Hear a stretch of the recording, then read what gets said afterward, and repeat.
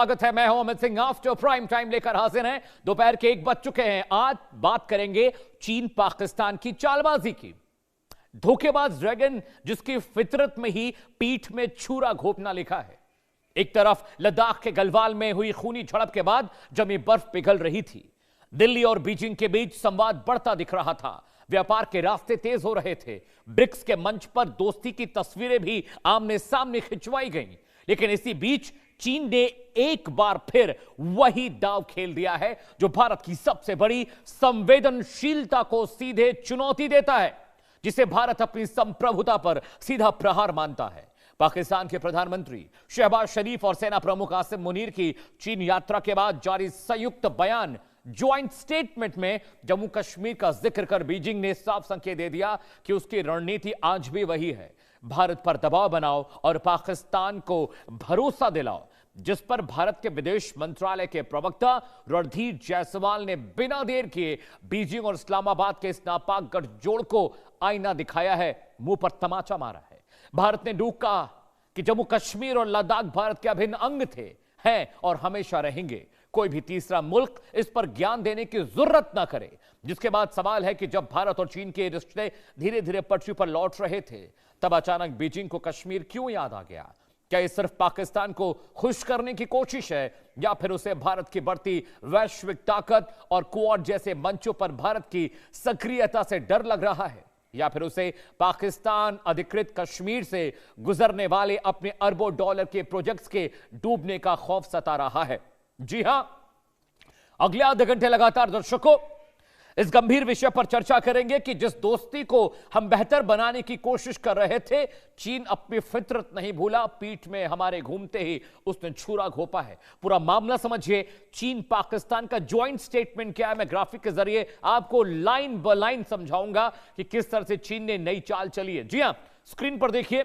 चीन ने कश्मीर को इतिहास से बचा हुआ लंबित मुद्दा बताया। समाधान यूएन चार्टर, सुरक्षा परिषद प्रस्तावों और द्विपक्षीय समझौते से हो, यह बात चीन कह रहा है। पाक ने जम्मू कश्मीर को विवादित क्षेत्र बताया। चीन का समर्थन वाला रुख। जी हां, क्षेत्रीय शांति और स्थिरता बनाए रखने के लिए संवाद जरूरी है, यह बात कह रहा है चीन। जम्मू कश्मीर पर क्या रुख है, यह मैं आपको बता रहा हूं। क्षेत्रीय स्थिति बदलने की बात वो कर रहा है।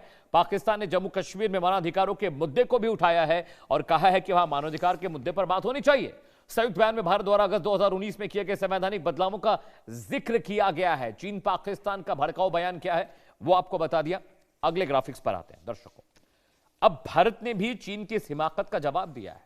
यह देखिए, रणधीर जायसवाल ने कहा कि पाकिस्तान के बयान को अनावश्यक और बेतुका बताया है। जम्मू कश्मीर और लद्दाख भारत के अभिन्न और अविभाज्य हिस्से हैं, यह बात भारत ने साफ कर दी है। मिनिस्ट्री ऑफ एक्सटर्नल अफेयर्स ने कहा है भारत के आंतरिक मामलों पर किसी देश को टिप्पणी करने का अधिकार नहीं है, यह बात वो कह रहे हैं। इसके अलावा कश्मीर द्विपक्षीय मुद्दा चीन या किसी तीसरे पक्ष की मध्यस्थता स्वीकार नहीं करेगा, यह बात भारत ने कही है। साथ ही साथ भारत ने कहा कि पीओके में सीपैक की गतिविधियों का कड़ा विरोध भारत ने किया है। रणधीर जायसवाल ने कहा कि सीपैक जो है वो भारत के क्षेत्राधिकार को खराब कर रहा है। पीओके में चीन की परियोजनाएं भारत की क्षेत्रीय अखंडता और संप्रभुता के लिए नुकसान पहुंचा रही। भारत की संप्रभुता और क्षेत्रीय अखंडता का सम्मान करे चीन और पाकिस्तान। चलिए आगे बढ़ते हैं, अगले ग्राफिक्स पर आते हैं। तो चीन और पाकिस्तान का ज्वाइंट स्टेटमेंट आया, भारत ने जवाब भी दे दिया। लेकिन कश्मीर विवाद क्या है? वैसे तो दर्शकों आप ये जानते ही हैं, लेकिन मैं फिर से एक बार आपको याद दिला दूं कि कश्मीर का विवाद क्या था और कैसे चीजें खराब हुई। जी हां, पीसीआर शुरू से चलाइए please, play from the beginning. Kashmir का विवाद क्या है दर्शकों? 47वें विभाजन के वक्त कश्मीर के शासक का फैसला आया। जी हां, हरि सिंह, महाराजा हरि सिंह उस वक्त वहां पर शासन कर रहे थे। उन्होंने स्वतंत्र रहने का फैसला किया। जी हां दर्शकों, अक्टूबर 1947 में कश्मीर में हमला हुआ और यहां से चीजें बदलनी शुरू हुई। पाकिस्तान समर्थित कबीलाइयों का कश्मीर पर आक्रमण हुआ और यहां से पाकिस्तान की एंट्री शुरू हो जाती है। महाराजा हरि सिंह ने भारत से मदद मांगी क्योंकि पाकिस्तानी कबीलाई के जो लड़ाके थे उन्होंने कश्मीर पर हमला किया। 26 अक्टूबर 1947 को भारत से सहमति बनी। महाराजा हरि सिंह ने विलय पत्र पर दस्तखत किए, हस्ताक्षर किए और उसके बाद समझौते के बाद भारतीय सेना ने मुहिम शुरू की और कबीलाइयों को मारकर खदेड़ा, उन्हें भगाया। जी हां दर्शकों, भारतीय सेना ने पाकिस्तानी घुसपैठियों को खरीद दिया। युद्ध के दौरान कूटनीतिक समाधान के लिए भारत यूएन गया और यूएन ने कहा कि 1949 में यूएन की तरफ से मध्यस्थता हुई, युद्ध विराम होगा। यूएन ने कहा कि युद्ध विराम करिए, लड़ाई झगड़ा मत करिए। यूएन के प्रस्ताव के मुताबिक पाक को सेना हटानी थी, लेकिन पाकिस्तान ने धोखा दिया हमें। उसने अपनी सेना नहीं हटाई और यही कश्मीर का 1/3 हिस्सा जिसे हम पीओके कहते हैं, पाक ऑक्युपाइड कश्मीर, जिस पर पाकिस्तान अभी भी अवैध तरीके से कब्जा जमाए बैठा है। जी हां दर्शकों, आगे बढ़ते हैं। आपने ये तो समझ लिया कश्मीर का मुद्दा क्या है, महाराजा हरि सिंह का फैसला भी देख लिया, लेकिन ड्रैगन की बात भी करनी जरूरी है। जी हां, लेह लद्दाख पर ड्रैगन की नजर है, भारत उसे लेकर क्या कहता है, आइए वो बताते हैं आपको। ब्रिटिश काल में खिंची गई एक लाइन थी जिसे जॉनसन लाइन कही गई, और अक्साई चीन का विवाद वहीं से शुरू हुआ। दर्शकों, लेह लद्दाख को लेकर भी ड्रैगन ईमानदार नहीं है। 1865 में अक्साई चीन को भारत का हिस्सा माना गया। जी हां दर्शकों, उसके बाद आजादी के बाद भारत अपनी आधिकारिक सीमा इसे मानता है, लेकिन क्या हुआ, 1962 में जंग हुई भारत और चीन के बीच। यहां से चीजें बदली, जॉनसन लाइन को चीन ने खारिज किया और उसके बाद 62 में भारत पर हमला किया।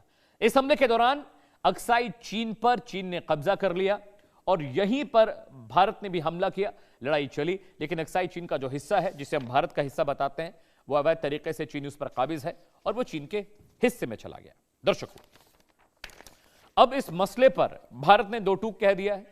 भारत ने साफ साफ कह दिया कि ऐसा है कि हमारे व्यक्तिगत मसलों पर आप बातचीत ना करें, पाकिस्तान और भारत का मसला है वो समझ लेंगे, चाइना को इसमें बिग बॉस बनने की जरूरत नहीं है। लेकिन चाइना की आदत है, ड्रैगन की फितरत है, पीठ में छुरा घोंपना, जो उसने चीन में किया, अक्साई चीन में जो किया उसने, और अब वो पाकिस्तान और भारत के आंतरिक मसले पर हस्तक्षेप कर रहा है, यूएन की बात कर रहा है।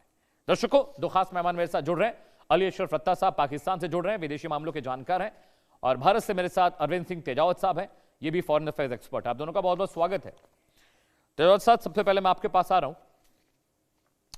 हम लोग चीजें बेहतर करने की कोशिश में लगे हुए थे चाइना के साथ, थोड़ा सा लग रहा था कि थोड़ा सॉफ्टनेस आई है।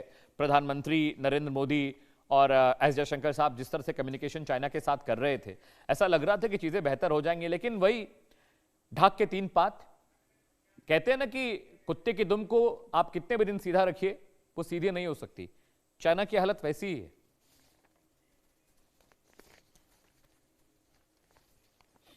यूर ऑन म्यूट तेजावत साहब। बिल्कुल आपने सही कहा है, बिल्कुल दुरुस्त फरमाया है, और बिल्कुल हालत वही है।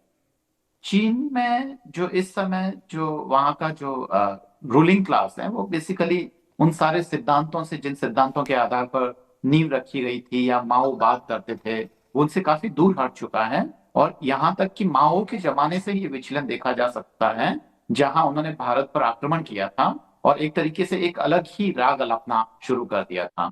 अगर वो एक तरफ कहते हैं कि अमेरिकन इंपीरियलिज्म और कॉलोनियलिज्म, नियो कॉलोनियलिज्म से लड़ाई करनी है, और दूसरी तरफ भारत जैसे देशों को वो धमकाते हैं, तो ये चाइनीज कॉलोनियलिज्म और अमेरिकन कॉलोनियलिज्म और इंपीरियलिज्म, चाइनीज इंपीरियलिज्म और अमेरिकन इंपीरियलिज्म में बहुत ज्यादा फर्क नहीं रह जाता है। यह चीज हमें बहुत अच्छे से समझनी होगी। अगली बात, हम यह घोषणा की जा चुकी है कि कश्मीर का मुद्दा है वो आपसी बातचीत से हल किया जाएगा और इसमें किसी तीसरे देश की कोई भूमिका नहीं हो सकती है। तो उसके बाद में अलग अलग मंचों पे पाकिस्तान द्वारा कश्मीर का राग अलापना और वह बार बार चर्चा करना केवल भारत और पाकिस्तान के संबंधों को ही खराब करेगा, और ये पूरा रीजन डिस्टर्ब रहेगा, जो पाकिस्तान समझ नहीं रहा है। काफी बरसों से जो स्थिति है वो लगभग ऐसी ही है, और आज तक 47 के बाद में अगर पाकिस्तान को ये करने से कोई फायदा हुआ हो कि चीन जाने से या अमेरिका में गुहार लगाने से अगर वो कश्मीर का 1 इंच जमीन भी अगर ले पाए हो, तो बताए तो पाकिस्तान को ये समझने की जरूरत है कि यह सारा का सारा जो विवाद है वो आपसी बातचीत से ही होगा। और सबसे बड़ी हिमाकत चीन की यह है, जिसको भारत सरकार को एक कड़ी प्रतिक्रिया देनी चाहिए थी, कि जो उन्होंने जो सीपैक जो परियोजना जो ली है, वो भारत की जमीन से वो लोग निकाल रहे हैं और भारत की सहमति उन्होंने नहीं ली है। भारत की जमीन से निकलने के बावजूद भारत से अगर चीन ये सहमति नहीं लेता है, तो ये बहुत ही खराब बात है। अमित साहब। ऑलराइट, अली अशरफ रत्ता साहब भी मेरे साथ है। रत्ता साहब, चीन और पाकिस्तान दोस्त हैं, अच्छी बात है, कश्मीर चीन और पाकिस्तान का मसला है। क्या आप इतने काबिल नहीं हैं कि आप अपने मसलों को हैंडल कर पाएं? अब चीन आपको बताएगा कि आपको यूएन जाना चाहिए, आपको यूएन चार्टर की बात कह रहे हैं, विवाद को बायलैटरल टाइप के जरिए सुलझाना चाहिए, सुरक्षा परिषद की बात वो कर रहे हैं। वो आपको क्यों डिक्टेट कर रहे हैं कश्मीर पर? शुक्रिया अमित, आपने इनवाइट किया। अभी जो आपके पैनलिस्ट हैं उन्होंने बड़ी खूबसूरत बात की। इनिशियली उन्होंने जो बात की कि किस तरह से जो है चीज़ें आगे बढ़ी हैं पिछले हिस्टोरिकली। अभी अगर मैं इसको देखता हूँ पाकिस्तान के पॉइंट ऑफ व्यू से या इंडिया के पॉइंट ऑफ व्यू से, तो हमारा दोनों मुल्कों का जो बेसिक लड़ाई है, आज 75-80 साल हो गए हमें आज़ाद हुए हुए दोनों मुल्कों को, वो सिर्फ यही एक मुद्दा है जिसके ऊपर हम इसका हल तलाश नहीं कर पाए हैं। और उसमें चाइना डेफिनेटली, अब जब एक डिस्प्यूटेड एरिया है और उसमें दोनों मुल्क जो है दुनिया के अंदर वो अपनी अपनी सपोर्ट चाहते हैं, जैसे इंडिया है वो रशिया से सपोर्ट चाहता है, पाकिस्तान जो है सिमिलरली जो है वो चाइना या अमेरिका से सपोर्ट चाहता है। तो ये एक डिप्लोमेटिक जो कार्ड्स हैं वो सब मुल्कों के पास होते हैं और वो सब मुल्क उसको यूज़ करने की कोशिश करते हैं। लेकिन एक्चुअल में जो बड़ी बात है वो ये है कि हम कब तक ये लड़ाई जारी रख सकते हैं। हम कब तक दोनों मुल्कों के जो देशवासी हैं, जो जनता है, उनका जो बजट है जिसका वो हकदार हैं, वो सहूलियात के हकदार है, वो बेसिक मेडिकल और बेसिक जो कमोडिटीज़ हैं या लिविंग स्टैंडर्ड्स हैं उनके, या उनके लिए जो ज़िंदगी गुजारने के लिए चीज़ें ज़रूरत है, उनकी ज़रूरत है उनको, ना कि इस जंग की ज़रूरत है। हाँ, अगर हम इस बहस को और ज़्यादा एक्सलेट करें या इसको हम टीवी पे डिबेट के लिए तो इस्तेमाल कर सकते हैं, मगर इसका कोई सोल्यूशन नहीं है। ये चीज़ें जो है हम जितना भी कहेंगे कि इसमें चाइना आ गया या पाकिस्तान ने ये कर दिया या इंडिया ने ये कर दिया, उससे कोई इसका परमानेंट सोल्यूशन नहीं है। अगर हमें परमानेंट सोल्यूशन की तरफ जाना है तो मेरे ख्याल है कि दोनों मुल्कों को बैठ के इसके ऊपर बात करना चाहिए और दोनों मुल्कों को जो अपने ट्रेड है उसको खोलना चाहिए। एक्चुअल में तो आने वाला दौर जो है ये महज़ब दुनिया है, और महज़ब दुनिया के अंदर दुनिया जो है वो ट्रेड से बात करती है, ना कि मिसाइल से या टैंक से या एक दूसरे को नीचा दिखा के या उसके खिलाफ कोई बयानिया नैरेटिव बना के।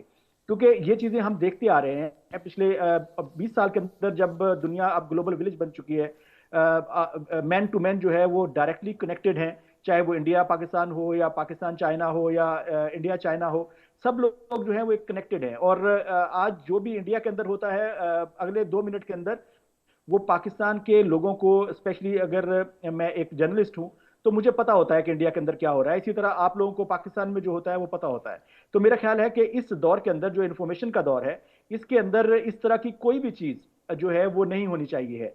हाँ, जहां तक कश्मीर का मामला है तो कश्मीर का मामला जो है यूएन के अंदर गया, डेफिनेटली उसको इंडिया लेकर गया, और यूएन का जो है वो एक इसके ऊपर करारदाद मौजूद है कि उसका फैसला जो है वो कश्मीरियों ने करना है कि either they will go with India और पाकिस्तान। क्योंकि इसमें कोई और मेरे ख्याल में जो लड़ाई है या इसके अलावा कोई बात हम करेंगे तो वो कोई मुनासिब बात नहीं होगी और ना ही वो सोल्यूशन होगा।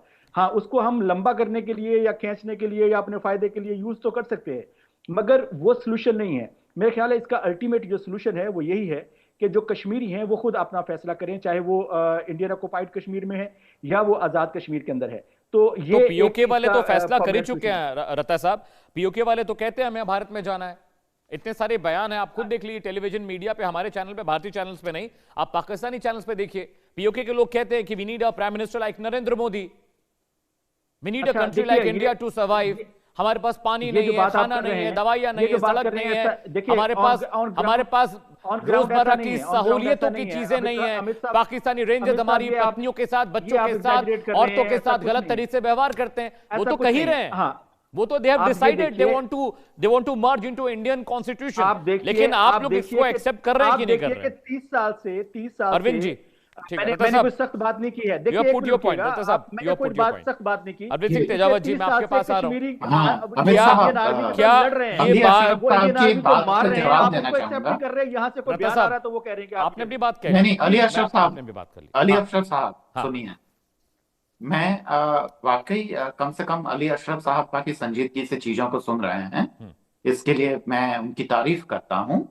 और एक बहुत ही फ्रूटफुल डिबेट होने की संभावना है आज। पहली बात तो ये कि जो कह रहे हैं कि कश्मीरियों को यह हक दे दिया जाए, भारत ये हक पहले ही दे चुका है, क्योंकि वहां पे इलेक्शन होते हैं, वो अपनी सरकारें खुद तय कर लेते हैं। और चाहे कश्मीर में, चाहे वो नेशनल कॉन्फ्रेंस की सरकार हो, पीडीएफ पीडीपी की सरकार हो, ये सारी की सारी सरकारें कश्मीरी लोगों की, कश्मीरी अवाम की मर्जी से चुनी जाती है। और उनमें से बहुत सारी पॉलिटिकल पार्टीज ऐसी होती है जिनकी सेंट्रल गवर्नमेंट से कई बार मतभेद होते हैं, सोचने के तरीके में फर्क होता है। तो भारत के जो पास जो कश्मीर है, उसके लोगों को, वहां की आवाम को ये पूरी आजादी। दूसरी बात है कि कश्मीर पे पाकिस्तान का ये जो दावा है वो पूरी तरीके से इसलिए भी कश्मीर की आवाम के हित में नहीं है कि पाकिस्तान के पास देने के लिए कोई बहुत अच्छा डेवलपमेंट को लेकर कोई प्लान प्रोजेक्ट, ना वो रिसोर्सेज हैं कि जो पाक ऑक्युपाइड कश्मीर, जिसको पाकिस्तान आजाद कश्मीर बोलता है, वहां के लोगों की जिंदगी बेहतर हो सके। तो ऐसे में उसका दावा वैसे भी खाली। तो और भारत ने कभी भी रेफरेंडम से मना नहीं किया है। और इसका कारण ये कि जो यूएन रेजोल्यूशन में भी लिखा है कि पहले जो पाकिस्तान ऑक्युपाइड कश्मीर है उसको पहले खाली करें, उसके बाद में हम वहां के लोगों से पूछ लेंगे कि आप कहाँ रहना चाहते हैं। क्योंकि भारत को वहां के लोगों को समझाने के लिए, वहां के चीजों के लिए पहले पाकिस्तान का वहां से हटना बेहद जरूरी है। ये तो ही टेक्निकल चीजें, तकनीकी चीजें हैं। अब अगर हम वास्तविकता से अगर रूबरू हो कि पाकिस्तान को इससे क्या फायदा हुआ है, ये है कि कश्मीर का मसला लेकर पाकिस्तान ने अपना तो नुकसान किया ही है। आज भारत और पाकिस्तान दुनिया की एक बहुत ताकतवर मुल्क हो सकते थे, डेवलपमेंट में काफी आगे जा सकते थे, उनकी जो ज्योग्राफिकल कंडीशन है। पर अमेरिका के हाथों की कठपुतली बनते रहे कोल्ड वॉर के जमाने से ही। क्योंकि उस जमाने में देखिए, अमेरिका, हमें पता है कि वहां पे जो मिलिट्री इंडस्ट्रियल कॉम्प्लेक्स वो काफी मजबूत और काफी ताकतवर लोगों के हाथ में है। तो उनको पाकिस्तान जैसा देश चाहिए था और वहां के ऐसे फौजी हुक्मरान चाहिए थे, क्योंकि वहां की फौज में करप्शन तभी हो सकता था जबकि वो इन यूरो अमेरिकन मुल्कों से हथियार खरीदते हैं। और हथियार खरीदने के लिए लड़ाई होना बहुत जरूरी था।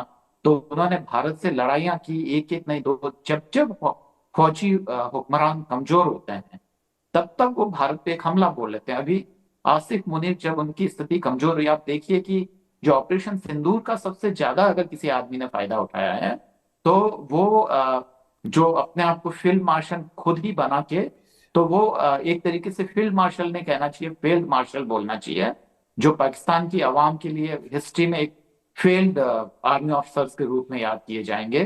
तवारीख उन्हें माफ नहीं करेगी। उसके बाद में वो मजबूत हुए हैं। तो अमेरिका को इतना पैसा देके, हथियार का सब कुछ देके, पाकिस्तान जो जो सीपैक का जो पूरा का पूरा जो प्रोग्राम है जो चल रहा है, उसका चीन के साथ, अगर भारत के साथ ऐसे ही, जो कि अभी बहुत ही मुश्किल सा या असंभव सा लगता है, अगर ऐसा ही भारत के साथ किया जाता, तो पाकिस्तान और दोनों मुल्कों को जो फायदा होता है उसका कंपैरिजन नहीं हो सकता था। दोनों ही जो डेवलपमेंट के जिन बेहतरीन तरीकों से जो आगे बढ़ सकते थे, दुनिया में इन दोनों ही मुल्कों का कोई मुकाबला करने वाला नहीं हो सकता था। पर ये जो पाकिस्तानी कयादत है, जो वहां की लीडरशिप है, उन्होंने उस पूरे ही मुल्क का बेड़ा गर्क कर रखा है। और एक जो खुशहाल जिंदगी जो वहां के लोगों को मिल सकती थी, वो नहीं मिल पाई है। अमित साहब। ठीक है, रता साहब, मैं आपके पास आ रहा हूँ। प्रॉब्लम इसमें मैं एक ऐड करना रता चाहता साहब, हूँ। एक सवाल मेरा ले चीज़ लीजिए। रता साहब, एक सवाल मेरा ले लीजिएगा, फिर आप बताइए। इसका जवाब दीजिएगा। रता साहब, मैं ये समझता हूँ कि जब आपके देश में कोई कोई मुल्क आपके यहाँ बहुत इन्वेस्टमेंट करता है, कारोबारी रिश्ते बहुत ज़्यादा ब्रॉड हो जाते हैं, सीपैक है और भी बहुत सारे इन्वेस्टमेंट चाइना ने कर रखे हैं, ग्वादर पोर्ट की बात करें, तमाम चीज़ें हैं।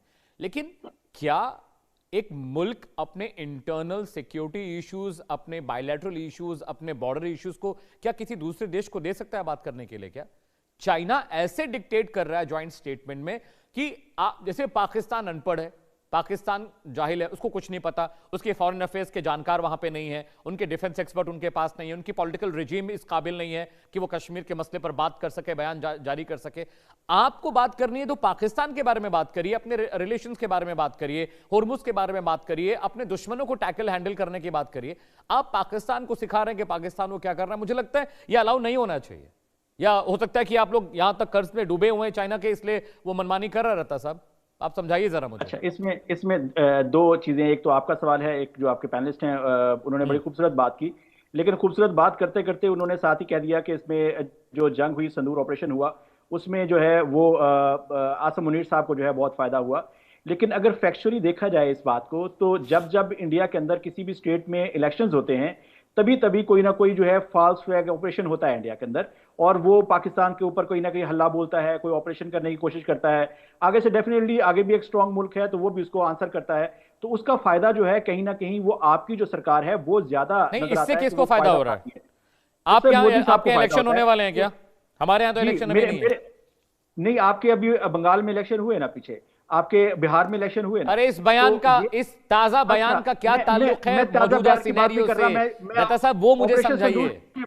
ऑपरेशन संदूर की बात बता रहा हूं मैं आपको, आप रास्ता संदूर की भटक बात जाते की हैं। मैंने पूछा चाइना नहीं। का ये ताजा बयान अच्छा, अब मैं अभी इस अब मैं उस सिनेरियो पे आ में रहा हूं कहां अभी। फिट आ रहा है? क्या इस बयान की जिस पे जरूरत थी? क्या पाकिस्तान मेरे की डिप्लोमेसी इतनी वीक है कि मेरे दूसरा देश डिक्टेट पैनलिस्ट करेगा दोस्त ने पाकिस्तान जो को? बात की थी उसका जवाब दिया उनको। अभी मैं आपकी बात का जवाब देने लगा हूं। अभी देखिए कि अभी कुछ अरसा पहले आपने देखा होगा कि आपका ही प्रोग्राम था आई थिंक, जिसके अंदर मैं पार्टिसिपेट कर रहा था, और उसमें रशिया और इंडिया ने जो है वो एक अग्रीमेंट जो है वो साइन किया था, जिसमें दोनों एक दूसरे की टेरिटरीज को इस्तेमाल करेंगे, दोनों अपने वॉर एसेट्स, दोनों अपने जो आर्म फोर्सेस हैं वो एक दूसरे के मुल्क में जो है डिप्लॉय कर सकेंगे।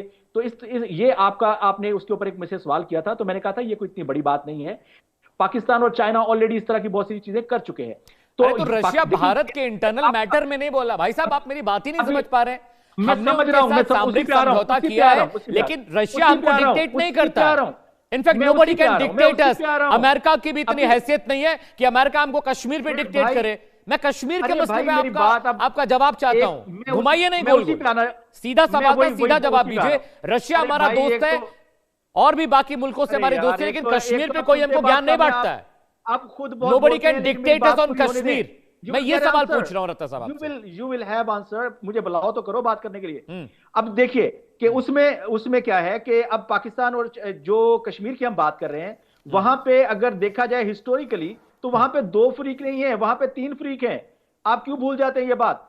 आपका एक बहुत बड़ा एरिया जो है वो ऑलरेडी जो है वो चाइना के पास है, और चाइना उससे बहुत आगे तक क्लेम करता है आपके पास। आपको इस बात को क्यों भूल जाते हैं? कश्मीर की एक टेरिटरी, ऑलमोस्ट 15% ऑफ कश्मीर, वो ऑलरेडी चाइना के पास है, वो उस टेरिटरी को कंट्रोल कर रहा है। तो ये तीन फ्री कैन है इस वक्त, बल्कि चार फ्री कैन है, कश्मीरी खुद भी हैं। तो मेरा जो पॉइंट था वो ये था कि आप जो कह रहे हैं कि ये मेरा इंटरनल मामला है, वो इंटरनल मामला नहीं है, वो हम तमाम फ्री कैन का एक ज्वाइंट, एक मुश्तरका मामला है जिसको डिस्कस किया जाता है। और अगर पाकिस्तान उसकी आवाज ज्यादा उठाना चाहता है, और अगर मेरा दोस्त मुझे एक मशवरा दे रहा है कि आप ये कर लें, तो मैं उसके मशवरे को खुशाइंद कहूंगा, मैं उसके मशवरे को बुरा नहीं कहूंगा। और क्योंकि वो एक वर्ड पावर भी है अब, और जब वो ये बात कर रहा है तो इसका मतलब है कि ये दुनिया के अंदर एक न्यूज बनती है, ये दुनिया के अंदर आवाज उठाई जाती है। अब कश्मीर डिस्कस हुआ है तो इसकी वजह से आप इसके ऊपर प्रोग्राम कर रहे हैं, अदरवाइज आपने पिछले एक महीने में कश्मीर के ऊपर कोई प्रोग्राम नहीं किया था। एक बयान, एक चीज जो इंटरनेशनली डिस्कस हुई, तो आपको नजर आया कि ये इंटरनेशनली डिस्कस हुआ है, अब इसको जो है वो डिल्यूट करना है या इसके जो नैरेटिव को कमजोर करना है, तो इसलिए आप जो है उसके अंदर कूदे हैं और आपने आकर उस नैरेटिव को काउंटर करने की कोशिश कर रहे हैं। तो मैं यही बात आपसे कह रहा हूं कि ये तीन लोगों का, चार लोगों का मामला है। साहब इसका जवाब अमित साहब, आप जवाब दीजिए। जी जी अमित साहब, बात तो ये है कि इससे कोई फर्क नहीं पड़ता, इससे यथास्थिति नहीं बदलती है, क्योंकि जो चीन का जो बयान आता है उससे भारत को कोई फर्क नहीं पड़ता। यहाँ हम प्रोग्राम इसलिए नहीं कर रहे हैं कि हम चाइना के उस जो उन्होंने बयान दिया है, जो ज्वाइंट बयान है, ज्वाइंट डिक्लेरेशन है, उसमें उन्होंने कश्मीर का जिक्र किया है, इससे भारत को कोई फर्क नहीं पड़ रहा है। भारत इसलिए कर रहा है ताकि पाकिस्तान के साथ एक अंडरस्टैंडिंग बढ़ाए कि किसी तीसरे मुल्क में, किसी तीसरे प्लेटफॉर्म पे ऐसी चीजें ले जाने का कोई फायदा नहीं है। और आपने जो पहले कहा कि रूस से भी भारत करता रहा है, ऐसा बिल्कुल नहीं है, गलत सूचना है, क्योंकि भारत चाहे रूस हो चाहे कोई भी हो, आप मनमोहन सिंह जी के जमाने की बात देखिए, जब अमेरिका ने कहा था कि अगर भारत और पाकिस्तान चाहें तो यूनाइटेड स्टेट मदद कर सकता है दोनों की, तो सिंह साहब ने एक ही बात बोली थी कि देखिए भारत और पाकिस्तान दोनों एक ही जबान बोलते हैं, जो उर्दू और हिंदी जो है वो एक ही जबान है, एक तरह से देखा जाए तो, खाली स्क्रिप्ट अलग है। तो वो दोनों अपने मसले हल करने की कैपेबिलिटी रखते हैं। नहीं तो क्या होगा कि पाकिस्तान के जो हुक्मरान हैं वो केवल इन देशों से कर्जा लेते रहेंगे, वहां की आवाम हमेशा तकलीफ में रहेगी और उसके बदले में वो कीमत चुकाते रहेंगे। और भारत से जो दुश्मनी है वो इन देशों के माफिक पड़ती है, इन देशों के फायदे की है। तो इस चीज को पाकिस्तान को आखिरी समय तक समझना ही होगा। अगर नहीं समझते हैं तो मुझे लगता है कि ये, आपको नहीं लगता है कि होमो स्टेट पे भारत और जी। पाकिस्तान को एक साथ आके अपने मसलों को बोलना चाहिए, यूनाइटेड स्टेट से बोलना चाहिए कि देखिए, न तो आप वहां पे ब्लॉकेड लगा सकते हैं और न आप हमारे जहाजों को वहां से जाने से रोक सकते हैं। सार्क को इतना कमजोर कर दिया गया पाकिस्तान के अड़ियल रवैये के कारण। अगर वहां उसकी एक सार्क, अगर ऐसा एक ग्रुप अगर वो कहता तो अंतर्राष्ट्रीय स्तर पर उसकी एक आवाज होती, वह भी पाकिस्तान ने उस पॉसिबिलिटीज को भी खत्म कर दिया। तो ऐसे नहीं होता है, इस चीज को पाकिस्तान को समझने की जरूरत है। अगर नहीं समझेगा तो भारत सक्षम है, वह अपने लिए जो बहुत सबसे बेहतरीन है वो करेगा। और ऑपरेशन सिंदूर से किसी पॉलिटिकल पार्टी ने कोई फायदा उठाया हो, इस बारे में नहीं कहा जा सकता। इससे पहले वाली घटनाओं के लिए विपक्ष जरूर आरोप ठीक है लगाता अरविंद है, जी। पर ऑपरेशन सिंदूर का पूरा हम्म। पूरा फायदा जो है वो पाकिस्तान के आसिफ मुनीर नहीं उठाया है। ठीक है रता साहब, आपको आमिर साहब, बहुत बहुत मुबारकबाद, ईद की कल ईद है, बहुत बहुत शुक्रिया शो में आने के लिए। अरविंद सिंह जी आपको भी बहुत बहुत शुक्रिया and happy to you also. Sir एक ब्रेक